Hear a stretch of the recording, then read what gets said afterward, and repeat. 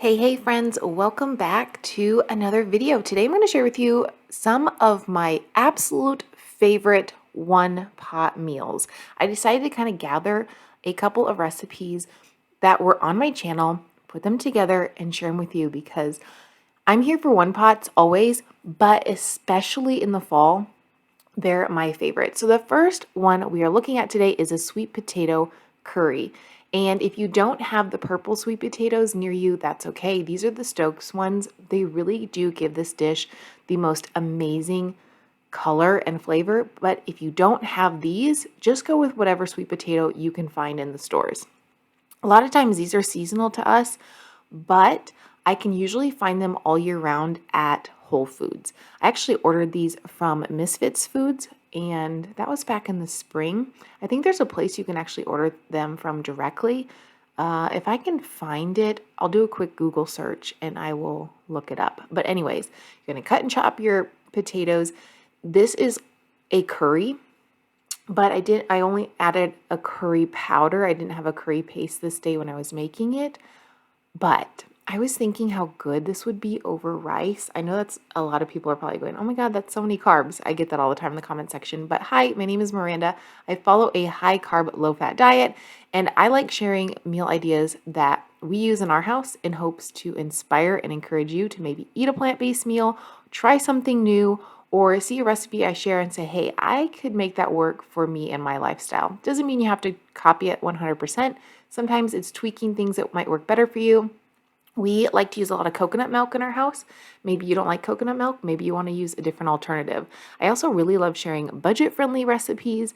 I do feel like plant-based foods are super budget-friendly, but sometimes I like to really challenge myself and make meals that are extreme budget, 50 cents, 75 cents, $1 per meal. And it helps us out in our house with our own budget, but also it's just really fun and rewarding to create different types of meals.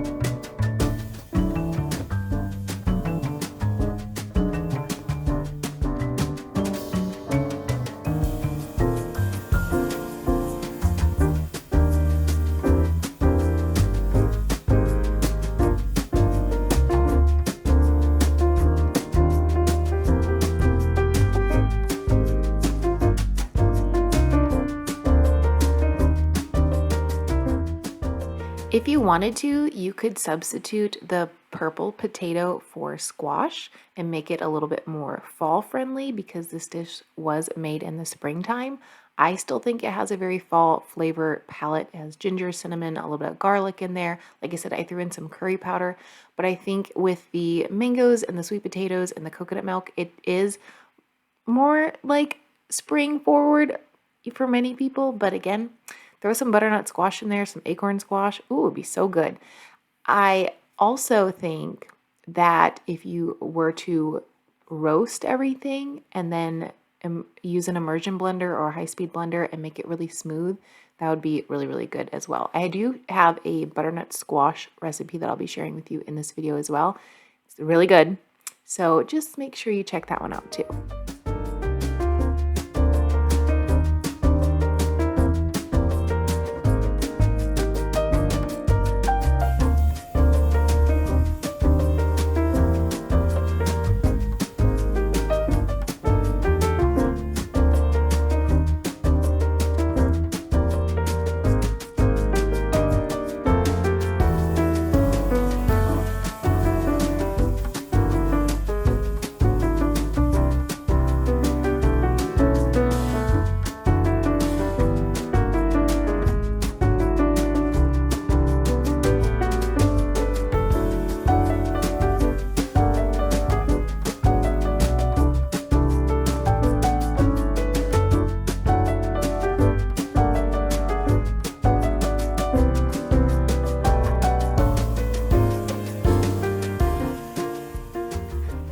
add that beautiful color. So we have the fire roasted corn, and then I put the mango on the top. Of course, you could leave the mango off to make it a little more fall-ish, but like I said, I'm just sharing with you all of my favorite one pot recipes in one video in hopes that I will inspire you, or maybe you've seen these before and you're like, oh, I never made that. I need to make it. Because sometimes I do that with my own recipes. I'll go back and watch my old videos and be like, oh, I haven't made that recipe in a really long time. Plus, all of today's recipes will be up on my new recipe blog, so make sure you check that out down in the description box below and go save these recipes.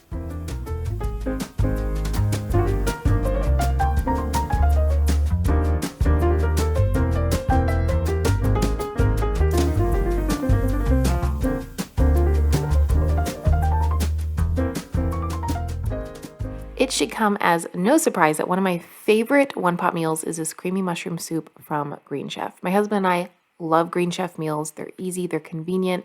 They help us keep our variety happening in our house. We use them for date nights. We use them for busy weeks when I know that my work schedule is crazy and I just need convenience.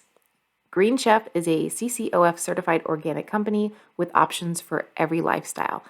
They have keto, paleo, vegan, vegetarian, fast and fit, Mediterranean, and gluten-free. Green Chef now has 10-minute meals available on the menu each week. This is brand new, and I'm really, really excited to give those a try because not only is a 20-minute meal fast, but give me a 10-minute meal. Yeah, I'm all about that.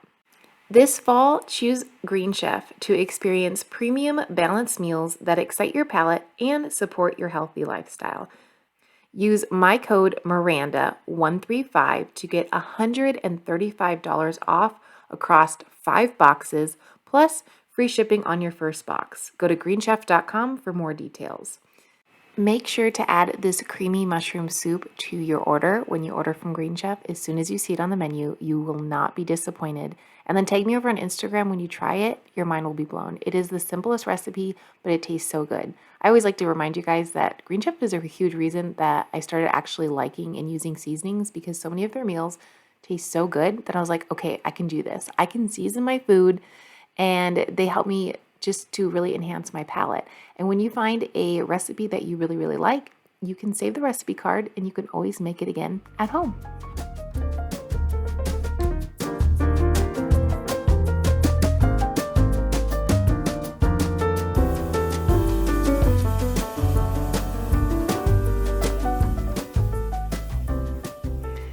Does anyone else feel like chili is a mandatory staple for one-pot meals? Raise your hand. Give me a thumbs up. Yep, I do. I originally was going to put a butternut squash with this recipe, but just decided to not add it, and then I add it for another recipe later on, so stay tuned.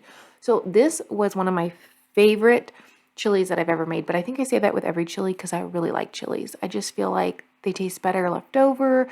They just sit there and simmer, and all the flavors just marry really, really well together. So red pepper, green pepper, onion, and I just used kidney beans, and then I also used my homemade chili seasoning, which you'll find that link recipe down below to my blog, and you can save that and make it. I make it in big batches and then just add a couple of tablespoons to my chili. And yes, it has cinnamon in it because cinnamon just really gives a really bold, beautiful flavor, and I think it's perfect for chili. And a lot of people think that's a little strange, but there is this place called Skyline Chili. Let me know if you've been there. It's in Cincinnati, Ohio. At least it started there. It's a big thing in Ohio. And back when I moved to Ohio, I was just flabbergasted they put cinnamon in chili. But then I started making my chili that way, and I was like, okay, yeah, that it just works really well.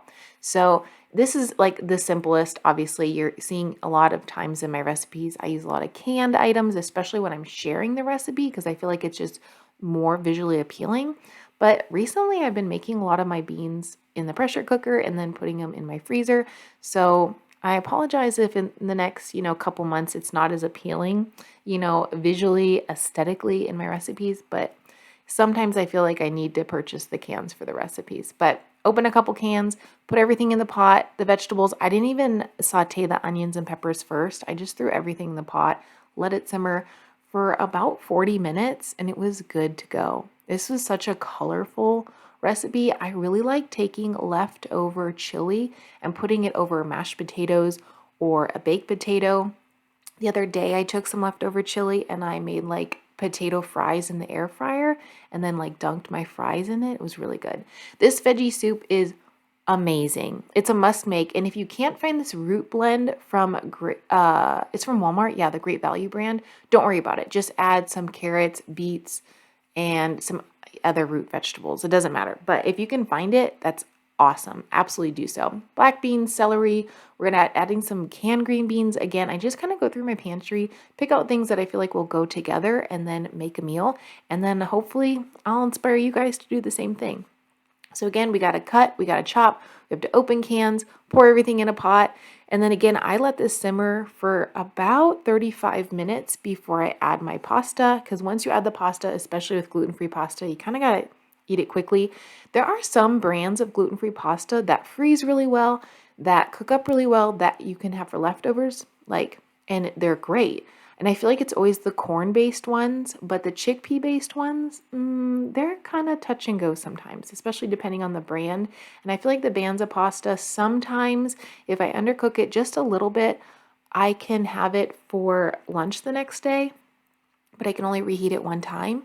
Otherwise, it has to be eaten like this, the same night. But if you've never put canned green beans in a soup before, my grandma always used to do that. I feel like it's kind of odd, but I mean, they're really flavorful. I think they're my favorite. I use them all the time here on my channel. You guys know that by now, but just having like a veggie soup, doesn't matter what kind of veggies you're throwing in it, throw in some beans for some added protein and just to kind of give it more volume, and then add some pasta. It's really good. And again, I know it's tomato based, but I try to share a variety of different things here, and not everything was tomato based today, and there's still more to come.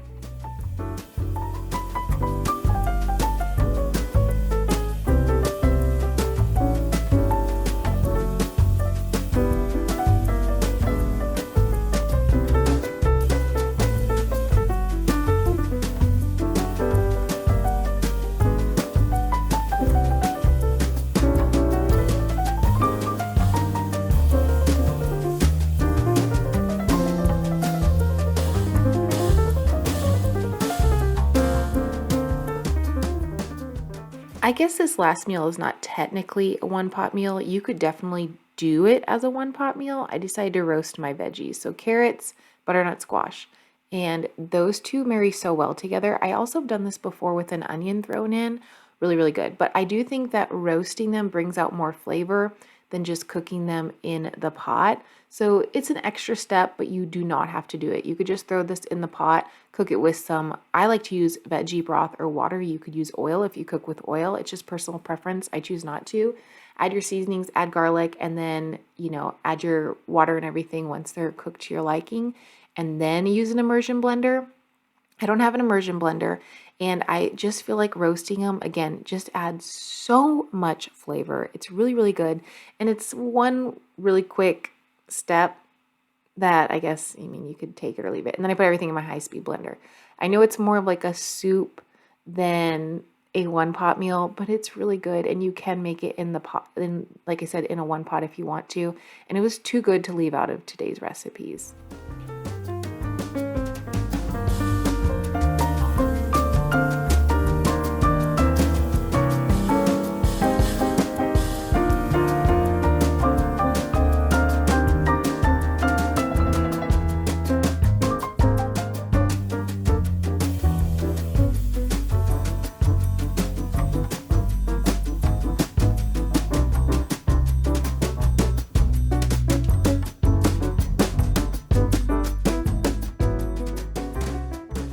Why, yes, I did give this the nickname Lentil Helper because it's a play on Hamburger Helper, and you guys loved when I shared this meal a couple of weeks ago. It might have even been a couple of months ago. I'm very uncertain of time, but so good. I took onions and a little bit of veggie broth and my seasonings, put them in the pot, let the onions cook for about 2 to 4 minutes, threw in the lentils, stirred those up so they had a lot of extra flavor, added some garlic, added my water, cooked my lentils. Those usually take about 25 minutes. And then once that was all ready to go, I added my tomatoes, my tomato paste, and my pasta. Cooked that for about 6 minutes, and you have the most divine lentil helper. It is so good, so homey, so delicious. I had to add this because It's one of my favorites. Like I said, this whole video is just like all of my favorites, and I'm getting so hungry watching this. I'm gonna have to go downstairs and cook something for lunch, and I'm probably gonna make one of these. I don't know which one. I'll have to dig in my cupboard. The veggie soup or the lentil helper is kind of what I'm going towards. But I did want to remind you that if you want any of the recipes that are here in today's video, go down to the description box. You can go to flourishingmiranda.com. It's my new blog. It's not fancy, it's not schmancy, but you'll be able to search for any of the recipes that I share. Give me time and all of my recipes will be on that blog, but you'll see individual links for all of these recipes today, and then you'll also see a link for the website, and then you can go check it out and get all the recipes and start cooking in your own home. Thank you so much for watching today's video and hanging out with me. I really appreciate you. Give this video a huge thumbs up. Make sure you're subscribed, and I will see you very soon in another video. Bye-bye.